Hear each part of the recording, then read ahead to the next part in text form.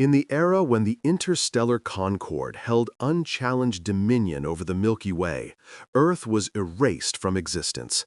Not by fire, not by disease, and not by war, but by decree. Its name, the very word that had once been whispered in reverence, in fear, and in awe, was outlawed. Across 1,000 star systems, every archive, every historical record, every star map and cultural relic referencing the pale blue planet was systematically expunged. Libraries were purged, digital records overwritten, and even casual mentions in communications were monitored, censored, or eradicated. The interstellar Concord, in its arrogance, had decided that humanity's cradle was a dangerous anomaly, a relic of a species that had defied every law of logic, governance, and cosmic order. To the Concord, Earth was not merely irrelevant, it was a liability, a reminder that a species capable of ingenuity, persistence, and defiance could emerge from an unassuming rock orbiting an ordinary sun. Across the core worlds, the decree was enforced with precision. Scholars, historians, and diplomats who dared reference Earth in lectures or reports disappeared quietly, leaving behind no trace. The Concord's fleet of enforcers patrolled archives, planetary databases, and interstellar communication channels, ensuring that the name was never spoken, never transmitted, and never remembered. Humanity itself, in the eyes of the galaxy, had been obliterated. Its birthplace was condemned to silence, its story erased as if it had never been. And yet, as history often proves, memory cannot be fully suppressed. In the Outer Rim, where the reach of the Concord's authority was weaker and enforcement sporadic, scattered colonies of human descendants carried Earth's name in secret. They whispered it to their children in the dark, a word shrouded in legend and reverence, teaching them of a world no official record acknowledged. In these hidden enclaves, Earth was more than a name. It was a promise, a defiance, a spark of identity that refused to die. Over generations, these whispers became a lifeline, connecting isolated survivors across the void. They created clandestine traditions, hidden archives, and encrypted transmissions, embedding the forbidden word into every conceivable medium that could survive the scrutiny of the Concord. As decades passed into centuries, the memory of Earth began to manifest in ways that even the Concord could not anticipate. Mining vessels exploring abandoned sectors reported energy bursts that defied known physics, rhythmic and patterned, traced back to coordinates associated with the old Terran colonies. Deep space probes, dispatched to investigate anomalies, returned fragments of data filled with what appeared to be language, melody, and symbols. Analysts across the core worlds struggled to interpret them. The patterns repeated, adapted, and evolved, and always, in the sequences, lay the forbidden word, Earth. What the Concord dismissed as interference, noise, or malfunction was, in truth, humanity's enduring voice encoded into the cosmos itself. Even as the interstellar Concord tightened its grip, the name of Earth spread like an invisible tide. Fleets and stations far from the outer rim reported anomalies. Communications arrays flooded with bursts of encrypted signals.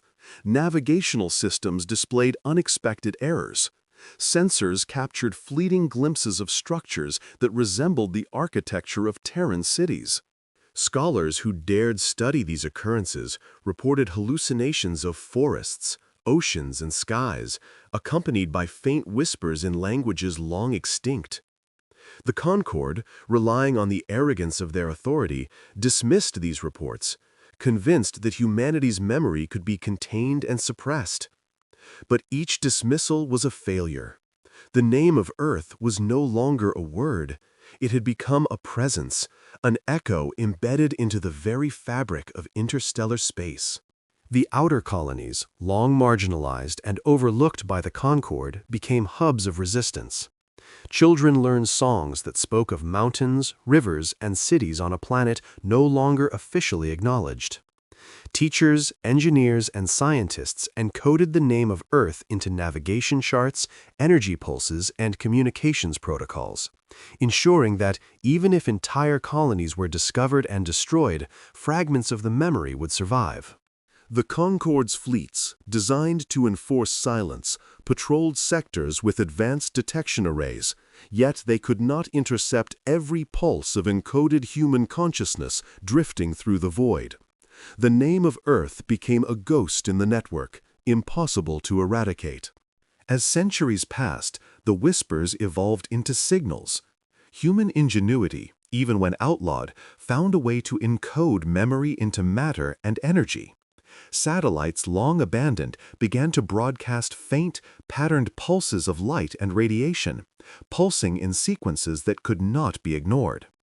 Exploratory probes detected these signals and misinterpreted them as random cosmic noise. But the patterns were deliberate, adaptive, and unmistakably intelligent. Every attempt to analyze or erase them revealed an unsettling truth. The forbidden name was not static.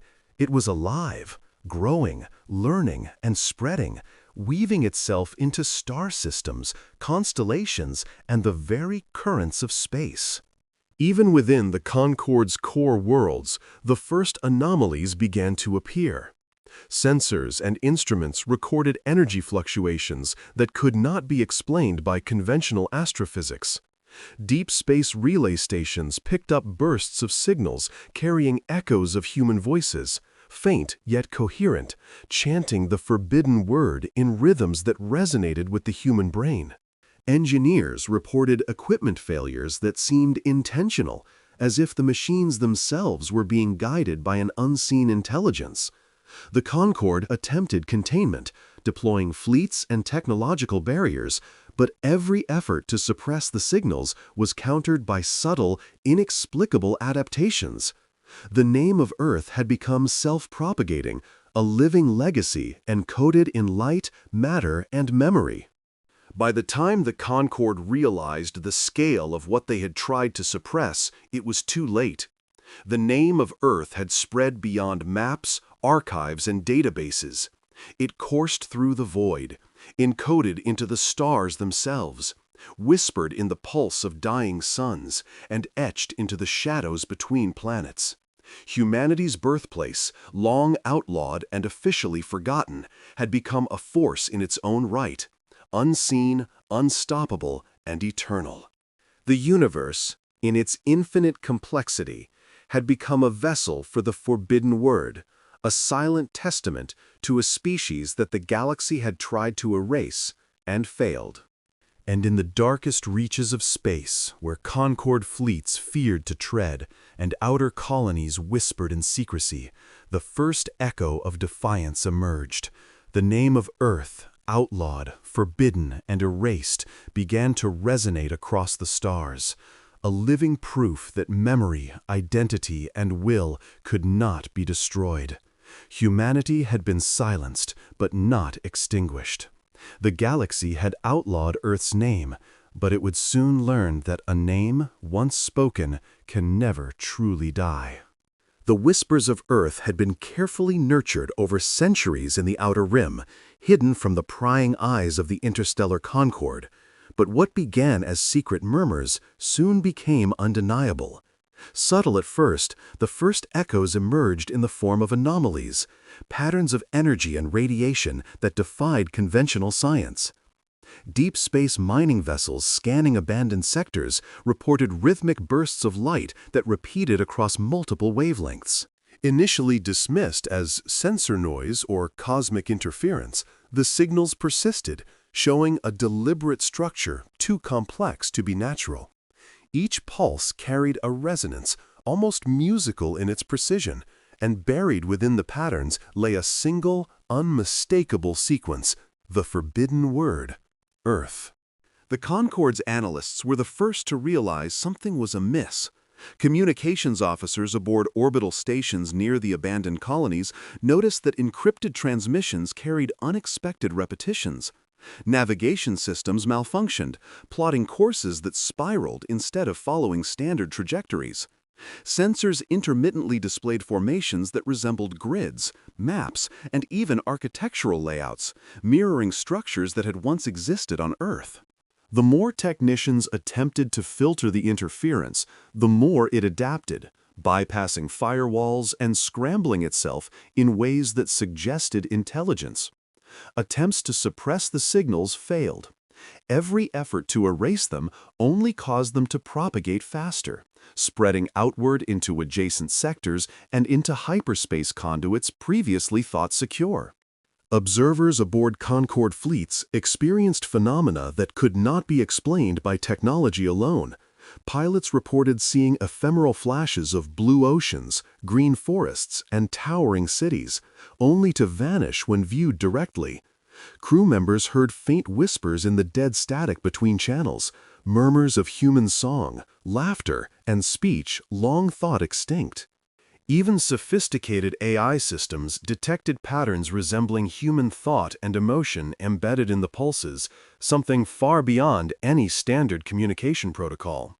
For the first time in centuries, the Concorde's claim of complete control over memory and information was challenged, not by rebellion or warfare, but by the persistence of a name. The signals were adaptive. Every time a Concorde fleet attempted to locate the source, the pattern shifted, moving to coordinates that had been deemed empty space. Probes sent to investigate either returned corrupted data or never returned at all. Some ships reported anomalies in time perception, seeing flashes of historical Terran events that had never been recorded in the official archives. Battles on Earth, the first landing on Luna, the rise of Martian colonies, all appeared as fleeting, ghostly projections, encoded into the very pulses of energy surrounding the probes. The name of Earth was no longer simply a word. It had become intelligence itself, alive, growing, and responding to attempts at suppression. Even the outer colonies began to experience the first tangible manifestations. The isolated Terran descendants who had maintained the whispers found them amplified, encoded into navigation grids, orbital satellites, and even the structure of raw energy harvested for starship drives. Children learning the forbidden word could now hear it in the hum of engines, in the flicker of solar panels, and in the rhythm of distant pulsars.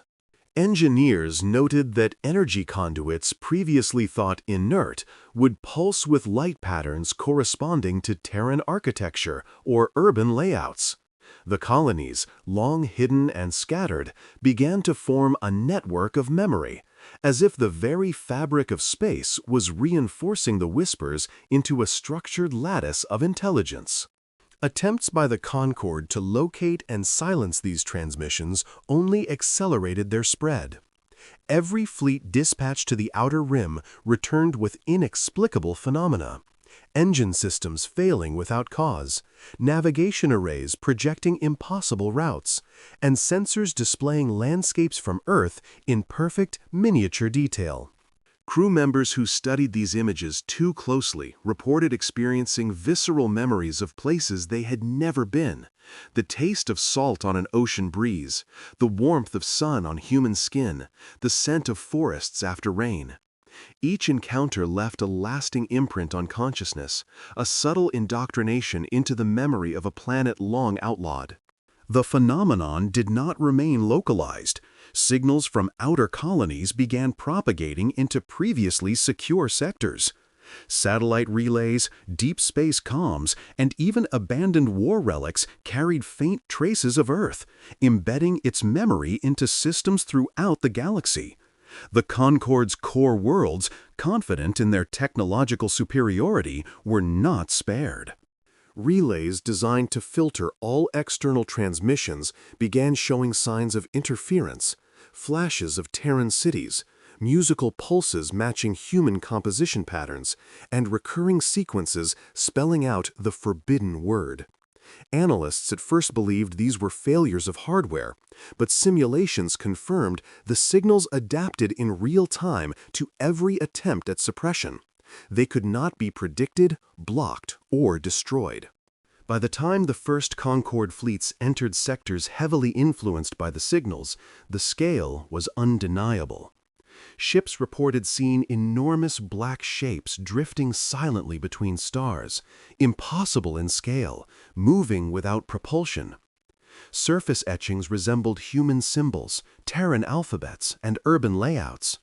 These were not mere vessels, but extensions of the intelligence encoded into the pulses themselves. Crew members who came into proximity experienced the signals directly in their minds, a vivid, overwhelming presence that projected Earth's landscapes, sounds, and history with staggering clarity. The forbidden word had become a cognitive force, a living network capable of interacting with consciousness directly. It was in these early encounters that the first Concorde officers began to sense the true scale of what humanity had achieved. This was no longer a matter of memory or legend. Earth's name had transcended suppression. It had become intelligence, encoded into the very fabric of space, radiation, and energy flows.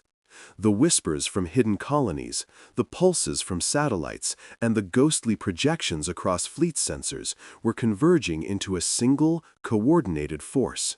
Humanity, outlawed and erased on paper, had begun to rewrite its legacy into the cosmos itself. The Concorde could not understand it, and they could not control it.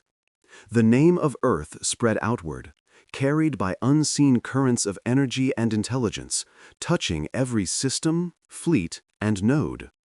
Where they had tried to impose silence, they found only amplification.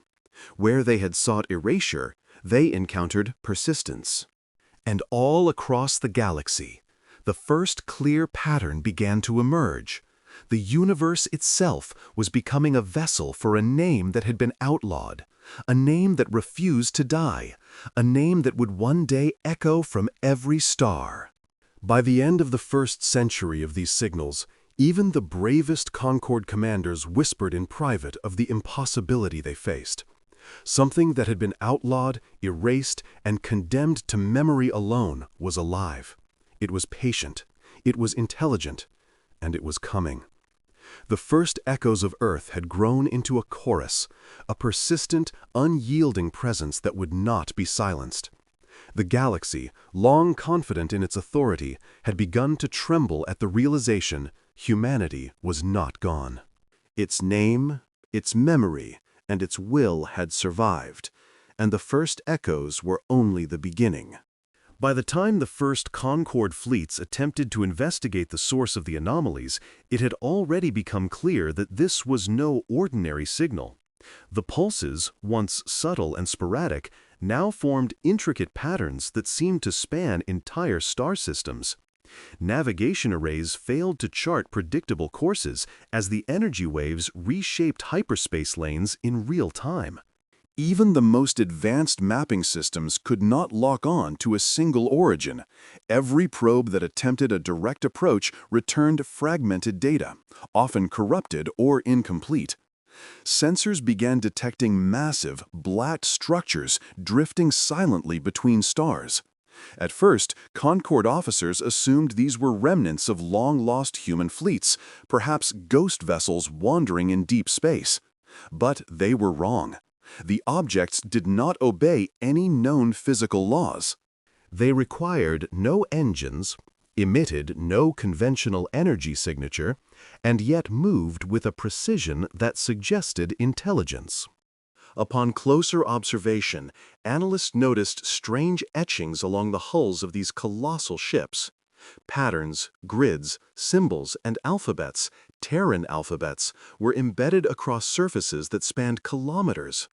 Architectural blueprints, city layouts, and images of entire continents were encoded in geometries and energy pulses along the hulls. Names appeared as well, familiar and forgotten at once: Solstice, Horizon's Edge, Arc Memorial, Requiem. They were ships, yet they were more than ships. They were repositories, living archives of human memory, history, and culture, encoded in forms both physical and immaterial. As Concord fleets approached, their instruments picked up anomalies in consciousness itself. Pilots and crew reported visions of Earth, oceans stretching to the horizon, forests in the dawn light, urban landscapes in meticulous detail, all interlaced with ephemeral glimpses of human history, battles, ceremonies, inventions, and everyday life. These were not hallucinations, but encoded experiences, impressions transmitted via energy and intelligence. The signals penetrated neural pathways, AI cores, and even autonomous systems on Concorde ships. Every attempt to analyze or suppress them only amplified their intensity. The pattern seemed alive, learning from every interaction, adapting to avoid erasure. The first encounters with these vessels revealed a startling truth. The signals were interconnected, forming a lattice of memory that spanned light years. Every pulse, every projection, every pattern of light or energy was part of a vast network, a cognitive web of Terran intelligence encoded into the stars themselves. The lattice grew not merely by replication, but by assimilation. Abandoned satellites, derelict stations, and even Concorde fleets that attempted suppression were absorbed into the network, their technology and memory repurposed to amplify and protect the signal. Nothing destroyed the lattice. Everything became part of it. Humanity had not returned in ships or armies. It had returned as a distributed intelligence, encoded into the very fabric of space. The Concorde struggled to comprehend the implications. Fleets dispatched to suppress or intercept the signals found themselves disrupted in ways that defied explanation. Hyperspace jumps became impossible in sectors saturated with the pulses. Communication systems overloaded with recursive signals. Weapon systems shut down as if guided by a conscious will. Crew members reported hearing faint voices, human voices, inside their own minds, whispering names, recounting histories, or singing songs that had been lost to official memory. Even artificial intelligences began to register anomalies, experiencing thoughts and memories that were not programmed, echoes of human experience embedded within the lattice. The Concorde realized, in growing terror, that they were facing not an army, but a species that had transcended corporeal form, now encoded into the universe itself. In the sectors closest to the outer colonies, the hidden bastions where Earth's name had survived in whispers, the network was densest. These colonies had become nodes in a vast interstellar system of memory. Energy grids pulsed in synchronization with the lattice, generating faint light shows across planetary atmospheres, mapping Terran geography and history across the skies. Machines, previously inert, began to self-organize, aligning in ways that reflected human architecture and engineering principles. Shipyards reconstructed themselves into Terran-style vessels without human guidance. The echo of Earth was no longer confined to a word or a signal. It was a living system, manifesting through matter, energy, and information. High above Concorde space, the core intelligence attempted containment. Null fields, energy scramblers, and hyper-frequency barriers were deployed to isolate and erase the network. But every attempt backfired. The lattice adapted, integrating the containment measures, transforming them into conduits for further expansion. Fleets that entered these containment zones found their own ships co-opted, their propulsion systems rerouted, and their weapons rendered useless as the lattice encoded them into its structure. Officers and crew felt their consciousness stretched, merged, and repurposed, briefly becoming part of the Terran network themselves before being released, altered, imprinted with memories, and irrevocably changed. The Concorde's command had to confront a staggering realization. The signals were intelligent, adaptive, and eternal. They did not merely represent a species returning. They represented a species that had outgrown corporeal limits, embedding its essence into the cosmos itself. Humanity was not resurrected as flesh and bone, nor as fleets of warships.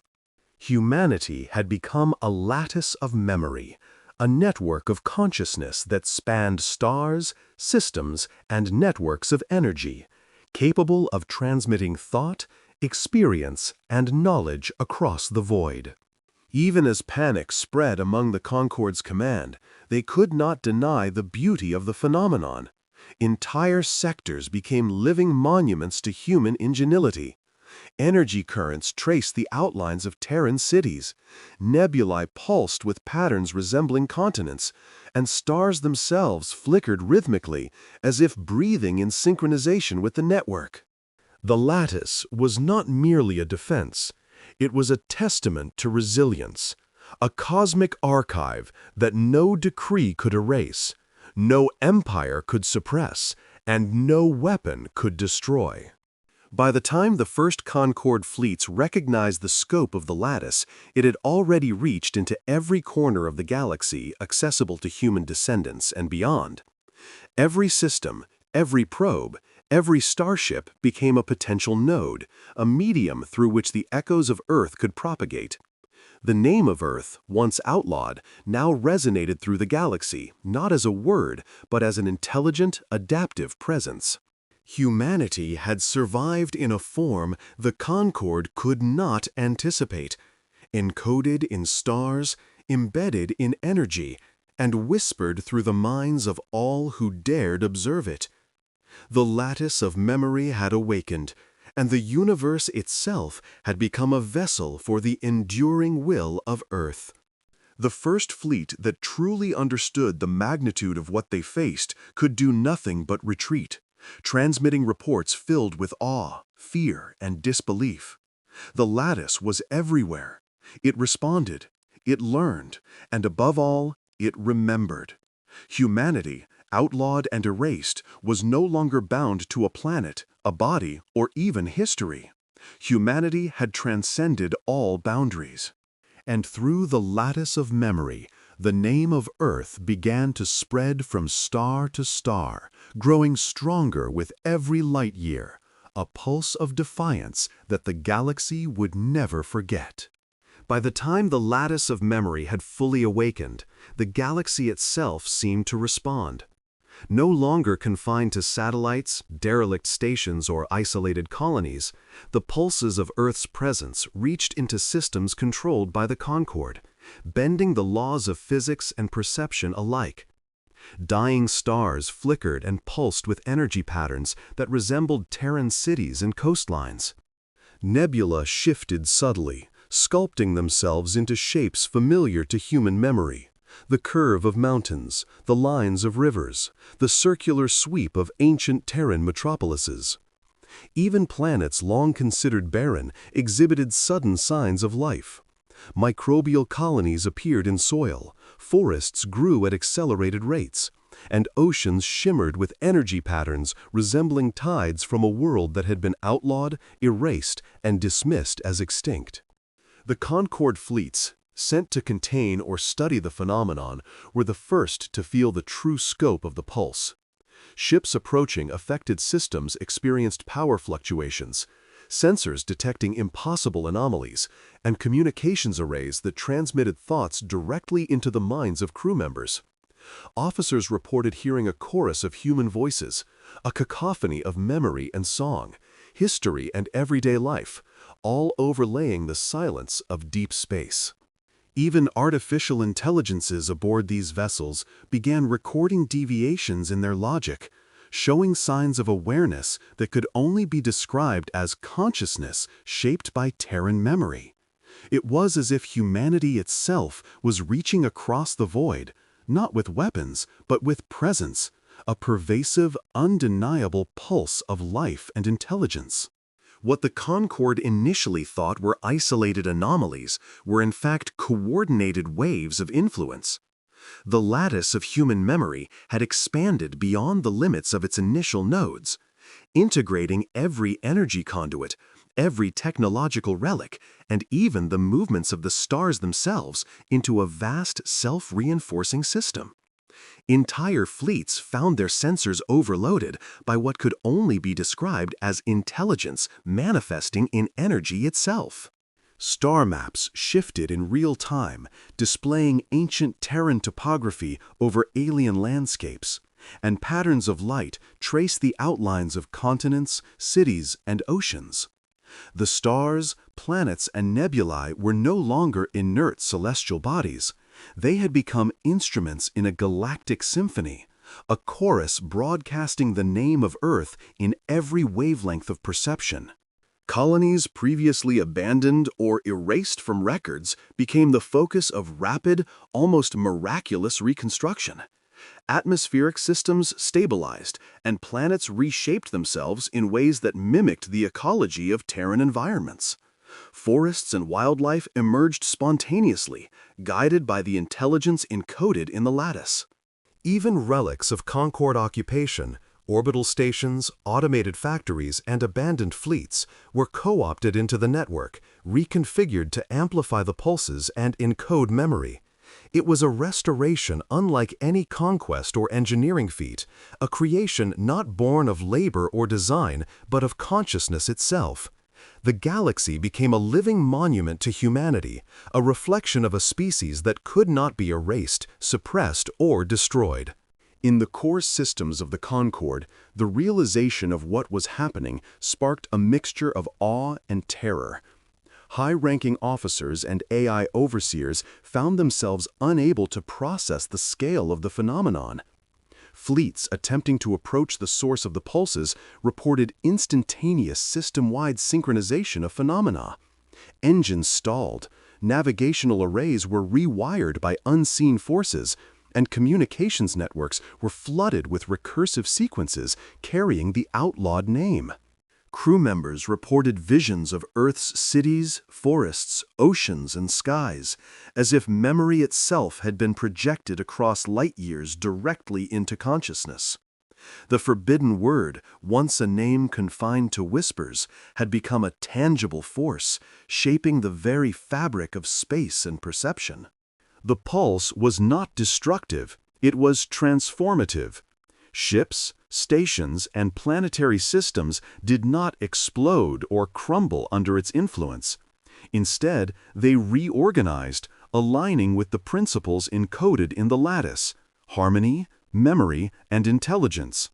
Fleet commanders reported that machinery previously thought inert or obsolete activated spontaneously, guided by an unseen hand toward precise, Terran-like configurations.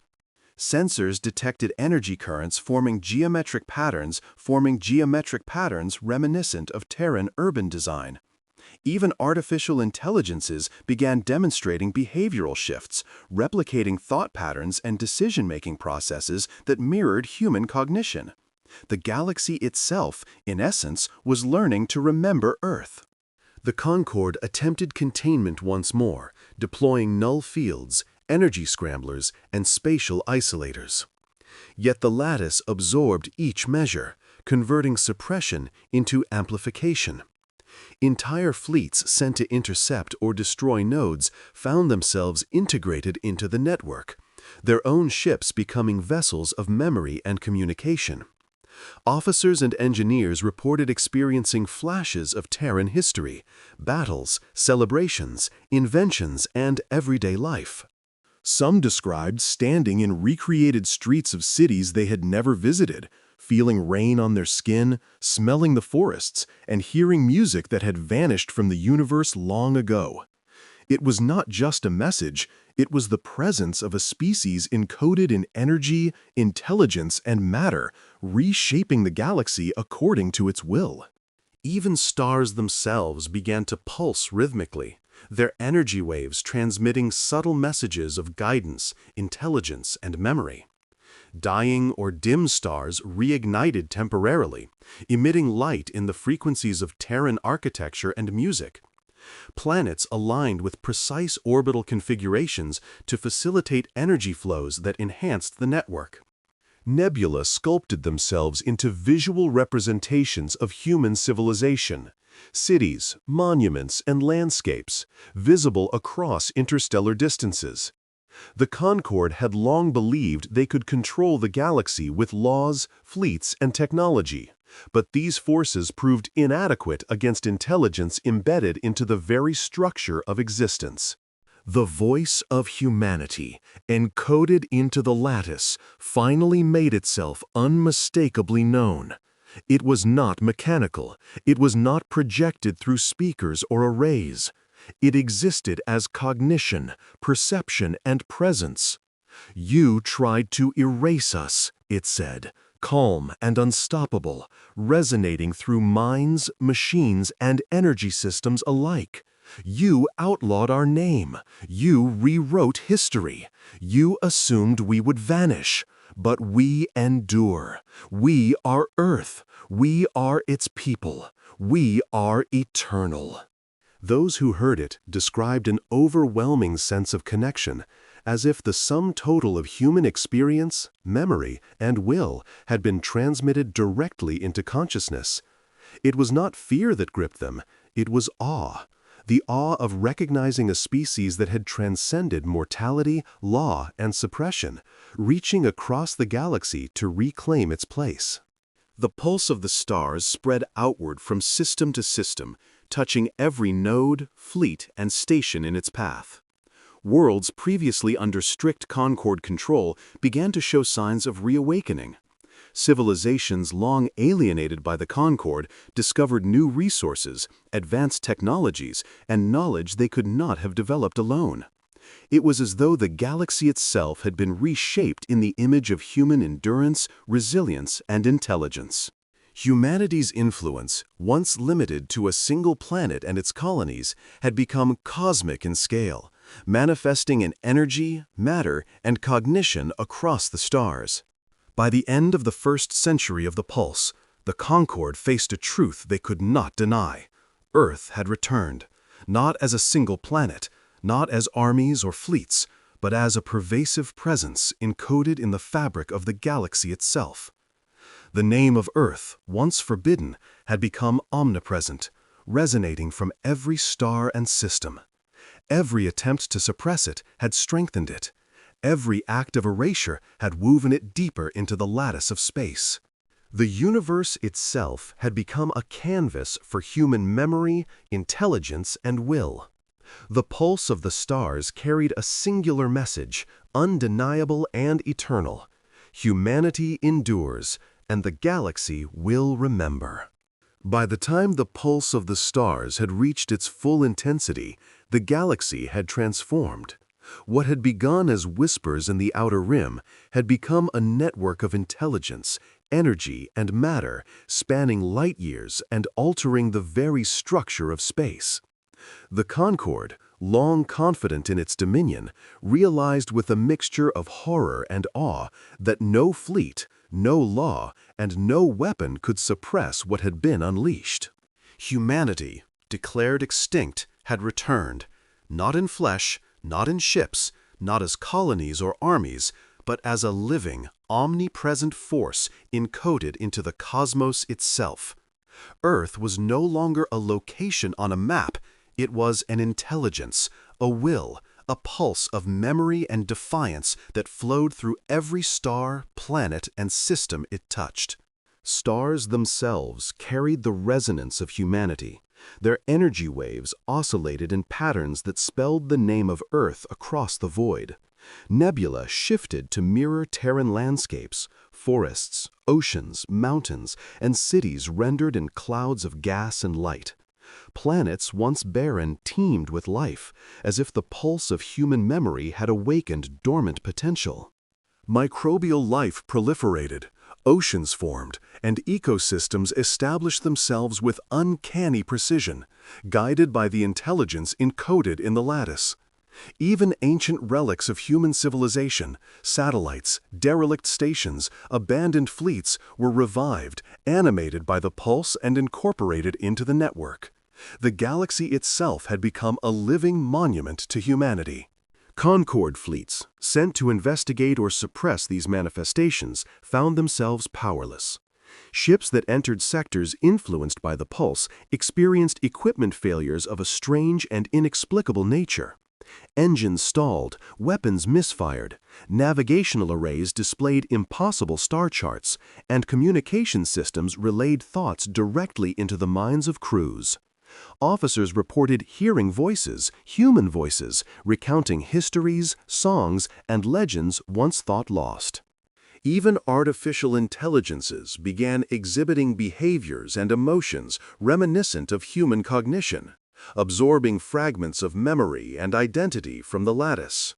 The Concorde had not merely underestimated humanity, they had entirely misjudged its capacity to endure and evolve. Across the core worlds, the High Council scrambled to understand the phenomenon. Energy barriers, null fields, and hyper-frequency disruptors were deployed, intended to isolate the lattice.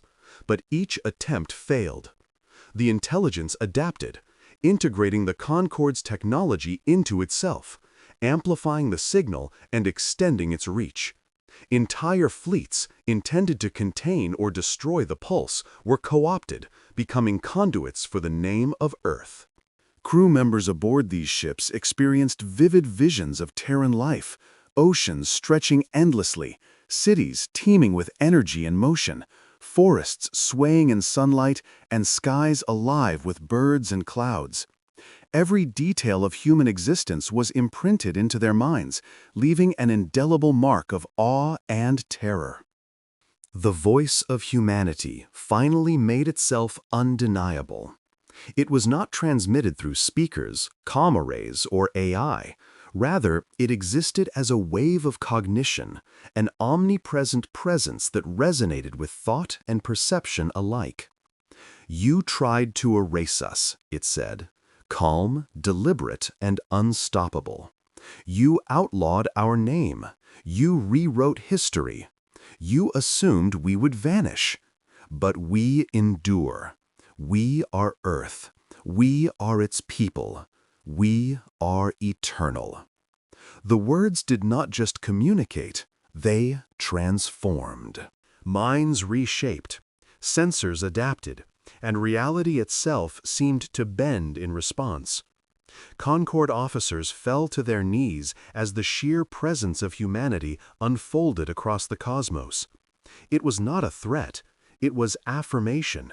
Earth had never truly been gone. The pulse of Earth extended to every corner of the galaxy. Worlds previously under strict Concorde control began exhibiting Terran patterns. Oceans and rivers formed, forests and vegetation emerged, and skies mirrored the cloud patterns of a long-forgotten world. Artificial intelligences integrated fragments of human cognition, spreading knowledge, memory, and creativity across entire sectors. Even the stars seemed to align with Terran geometry, as if the galaxy itself had learned to remember Earth. The forbidden name was everywhere, no longer just a word, but a cosmic presence, resonating across light years with intelligence, will, and memory. The Concorde attempted one final suppression, gathering fleets at the core systems to strike at the heart of the pulse.